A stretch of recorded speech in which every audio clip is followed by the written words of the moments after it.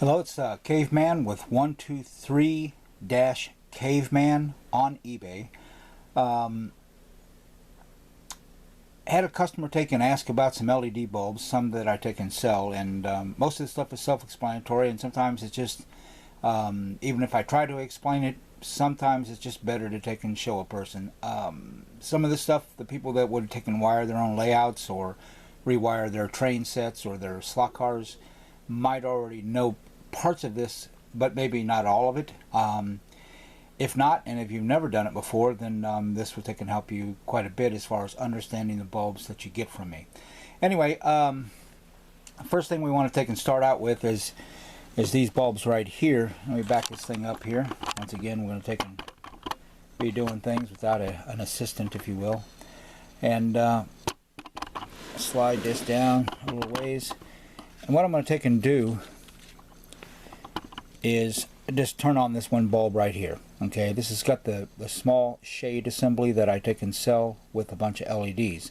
Now, those two clips that you notice there are actually taken and tied directly to the LED. Now, notice there's a black and a red one, because there is a positive and negative. It does make a difference as far as how you connect them. Now, every LED that I've ever tried to take and hook up and stuff, it's always been exactly the same. You'll notice that when you hold the LED, one lead is a little bit shorter than the other. The longer of the two leads is the positive, okay? And at least all the ones that I've ever come across, it's always going to be that way as far as LEDs that are, if you want to call it, in the raw, okay? Now, this LED and this here lampshade, that's how it comes, is in the raw, and it's designed to take and work off of 3 volts. Pretty bright though, right? But it is only 3 volts, and it is connected to just a simple switch right here where there's 2 AA batteries in it, okay? So this is one of the boxes that I take and sell also. You can get these at Radio Shack and Lowell's, in fact. But you know, there's just 2 small batteries in there, and if you're wiring, say for instance, a dollhouse or something like that, that would be the way to go, simply because the little ones just couldn't be around anything that was powerful enough to hurt them.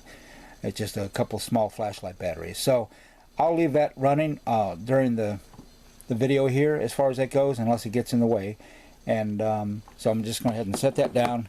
It wasn't so much to take and try to sell what I am listing, but it's more to the fact that I just need to give assistance with understanding the characteristics of some of these bulbs and what you can and can't do.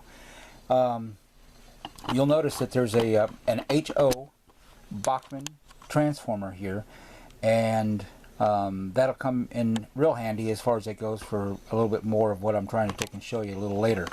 But let's get right directly to the wiring itself. Now, there's parallel wiring and there's series wiring. And let's see here if we can get this close enough. And with the parallel wiring, it's pretty simplistic. It'd be just like if 4 people took and stood in a row and you connected to their right foot the same exact wire all the way down, okay? The same thing here, all right? Now, in this here particular way, you can take and, you know, for instance, lay out 40 of these bulbs in parallel, basically meaning it ends up being the same wire connecting to the same spot, which is positive and negative as you go along throughout your entire layout. And a lot of sets are set up that way simply because you know, it just works. It's just like running electricity in your house. You go from one receptacle, and then off of that receptacle, because you're still in the living room, for instance, you need 3 others, and they may all go, you know, in series, in a sense. Series only in the extent of from one plug to the next, without coming each time to, you know, if it's 40 foot from the fuse box, why run 40 single wires to get to 3 receptacles? You run one, and from that receptacle, the first one, you take and wire it in, and then you continue on and just connect them. And that, in a sense, is series, and basically, in reflection anyway, okay, it will be just like this here, the parallel wiring. Okay, even though it seems like, oh, they're in series. Well, but they're not. The only time that something is in series is when it's actually connected from one leg to the next. Now, Say for instance, if a bunch of people were holding hands, and I'm not trying to take and be funny or cute about this, but if a bunch of people were holding hands, all right, and each person stood beside each other, okay, and each connection was the hand that you were holding to the left of you, okay, and you were all facing exactly the same location, and let's just say the first person's right hand was a positive, all right, and as that person holds the next one's hand, that's a positive. Same and same and same, okay. Now, what can you do with that? Now, I got these threes above these here little illustrations indicating these are 3-volt bulbs. Now, if you put 4 of these together, okay, wiring it this direction, okay, you can run these bulbs off of not 3 volts, but 12. As you add these up, okay, it will actually take and come to what you can take and use down here. Now, can you get a little bit more than 12 volts? Maybe a little bit. I wouldn't push it. If you needed it to get it just a little bit not as bright, you could take and add another one to it, and the luminance of the bulb would be just a little bit less, okay.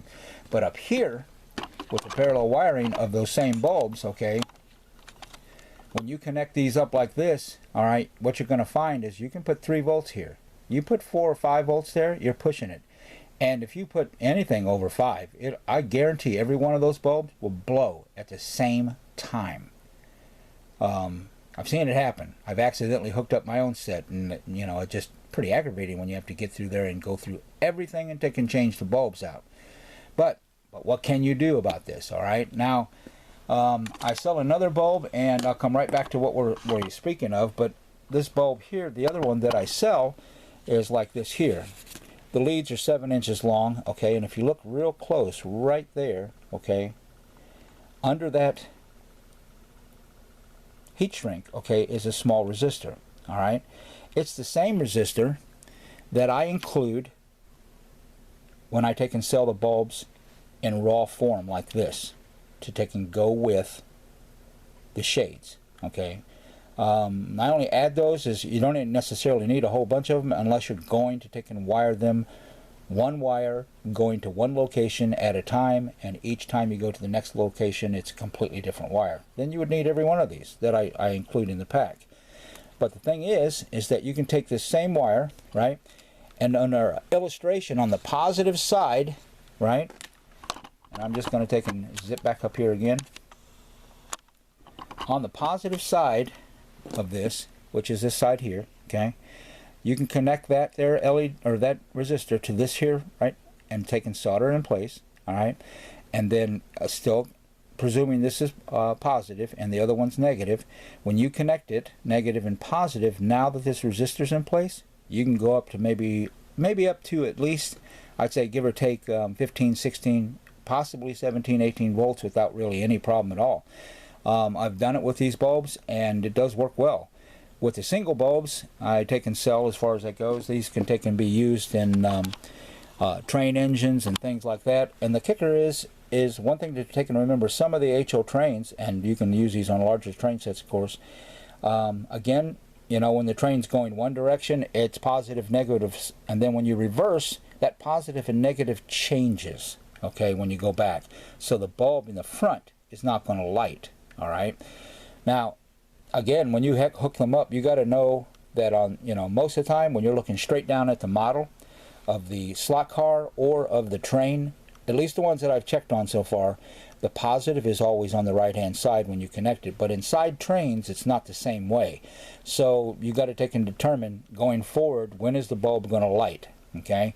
Now, if you have the same train and it actually has 2 bulbs, then what you're going to take and do is turn this whole thing around, and you're going to actually hook them up backwards compared to the one that's on the front. So when the one is on the front, you're going forward, it will send the power will take and let that LED work. When it starts to back up, this positive and negative changes inside the train, so that's going to take and light up the bulb in the back as you back up. All right, getting both of them to take and light up at the same time, going forward and back, the only way you could take and do that is with an incandescent type bulb. And you know, that is not an LED, all right, and they work just fine. They absolutely do. They cost a little bit more and stuff like that, and I sell them. This is one that I have sold. In fact, I don't even know if they're on there. I got to take and double check to see if I'm selling them. Still have a ton of them, but these are designed for much higher voltage than 3 volts and can be used and are designed for slot cars. Okay, the 124 scale, I think this pushes it. This is mostly for the 132nd, but easily handles 15 to 18 volts probably with no real problem. But some of the guys that are running 124 scale will take and punch it up to 20 volts, sometimes even higher. How long they'll take and last, I'm not real positive on that. So just kind of keep that in mind. But back the video up if you need to, because you just really need to take and understand that if you take one single bulb like this, okay, and want to connect it to a higher voltage, okay, without a resistor in place, then you're going to run into a problem, because the bulb is going to take and I can guarantee it's going to just blow, and it'll take and blow quickly. So I'm bringing a meter out for a couple reasons. One is to take and just illustrate the meter itself, because I do also sell the meters. And if you have a slot car track or a train set, chances are you already have a meter. If not, these are great meters. They're not real expensive, and this one here I've had for almost 2 years, and even the battery hasn't run out of the thing. Anyway, I'm going to set it. I got it set at 20 volts. All right. Now, this transformer's been plugged in while we've been messing around here and me jibber-jabbering, and I'm going to connect it. All right. Now, the one thing I'm going to take and show you, all right, is that if I can get the darn thing to stay on there. Okay. All right.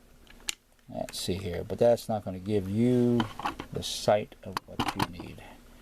All right. So I'll get this a little bit closer and try to hold these a little bit different. Okay. Now, like I say, this is an HO train transformer, and I'll tell a lot of people that, hey, you know what, use these things simply on your slot car tracks, all the way up to 1/32 scale. And I say that 1/24 will run with it. It won't give it the peak that you're looking for, but it'll come darn close. These transformers, they're not expensive at all. Usually, you can, with shipping, you can get them for under $10, and it could be made by Lifelike. Could be any brand as far as that goes, as long as it's an HO type transformer. The ones for O scales and some of the larger ones are run with AC and not just simple DC. So you want to take and just know which one you're buying. Just make sure you're looking for an HO. But these things put out 5 amps. That is like 3 times what you're going to get in the most expensive Carrera 1/32 slot car transformer. Same thing with Arden. This has got a little bit more power than the Arden, and this will take and work for HO scales. It will take and work for Lifelike. It will take and work for Tyco. It will work for every single slot car set that's out there, except for 1/24 scale. Now, it will work for the 1/24 scale, but you may want to take and get a little bit more to it, because some of those motors and stuff that they're running can take and actually pull 3 amps under heavy load and just giving it all kinds of heck. So you want a transformer that will take and eat that up and not be concerned that you're overloading it.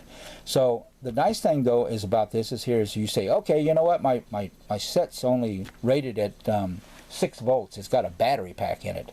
Well, you know what, you just take and adjust this, and you know, the meter, whoops, I don't have a meter connected still. The meter comes in handy because you can take and find out where that 6 volts is at on this here, all right? And when you bring it to approximately 6 volts, which most of them will read around 7 or so, sometimes as much as 8, you can take and do that and put a small mark with a dab of paint or something there. Whoops, keep these things in place. And you'll remember that that's exactly where you need to run it. Okay, you won't have to grab your meter. You just take and turn it, because little Johnny's going to take and, you know, run his 1/43 cars made by Arden. Okay, but let's just say you switch and you want to take and run up to you want 14 volts. Okay, well, this can easily do 14. You just adjust it to approximately 14 volts, like the 14.7 that's in a lot of Carreras.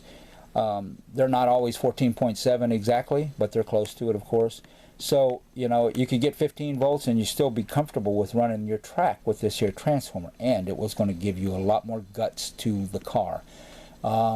Better hole shots, more stability when 2 cars are running. You ever had a race where you're going and the other guy flies off the track because he just lost control of it and stuff in the other track? all of a sudden that little bit of extra power comes into play, and when you're going around the curve you wouldn't expected it, and that power increases just enough to take and make you come off the track because you're trying to go as fast as you can. So, you know, this here is God's gift for slot car tracks. It is. You can take and buy a more expensive one. I have one that's behind me that I'm not going to pull out right now. That was $180. It's 20 amp, it's digital, it's all fancy dancy and all that kind of thing. But the most important thing is just kind of have an idea what kind of voltage you want or what you have it at. Now that's at 15 volts, but if I punch it all the way up to the top, a couple times I've moved this back and forth and I've seen right at 18. Okay, it's 17.3. All right, that's more than enough voltage. Okay, now if you get the same transformer, you have it all hooked up, and in the middle, when the train is supposed to not be moving, when you go the other direction, it changes the polarity. Okay, and that there is the negative sign indicating polarity has changed. This is no longer positive. It's on positive, is on that side.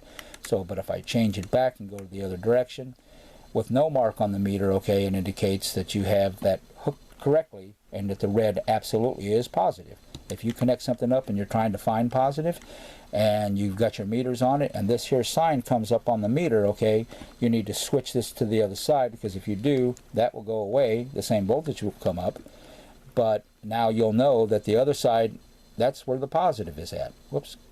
Okay, so with that in mind, you know, again, the meter comes in handy for lots of different things, and you know, it's to each their own. It always will be. Okay, now the nice thing about the meter, it does a whole lot more than just taking and, you know, check things like that there. The one thing that you can take and do, and you know, you have resistance checks, okay, to where, you know, you could take and check a resistor to find out if it's burnt out. And not that you need to take and do that, because slot cars, you normally just don't burn up resistors and things. Now this is going to take and try to measure it, and that's 0.55, 0.52, 0.53, and it's down here on 20K, which makes it right at about, I think, 520K.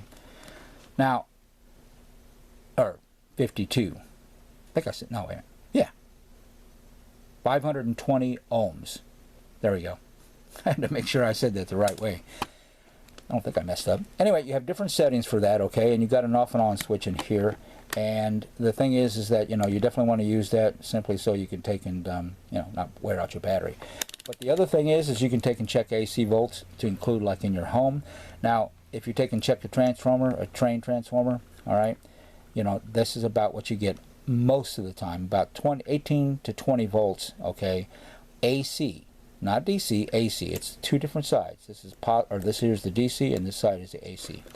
Now, okay, with that in mind, that's just a little information about the meter itself, okay.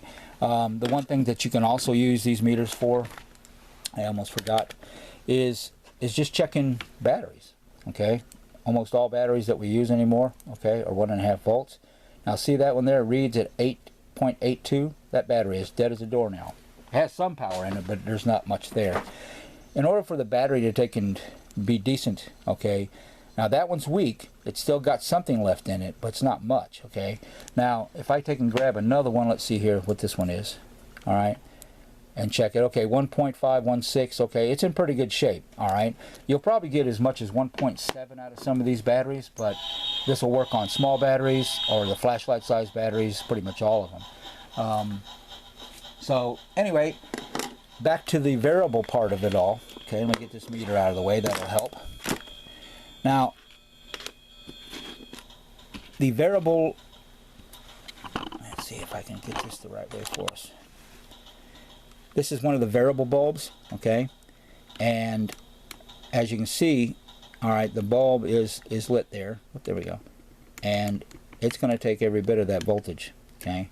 Now that's why these here, a lot of people will take and buy these to take and put in their slot cars. Now that bulb is lighting,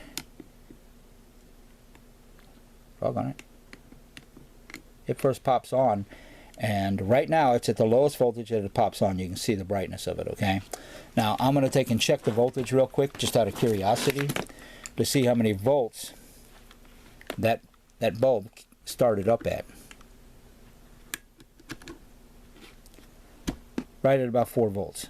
Okay, now when you're on your slot car tracks, the battery powered ones, etc., okay, that light is going to take a light up completely different than what you would take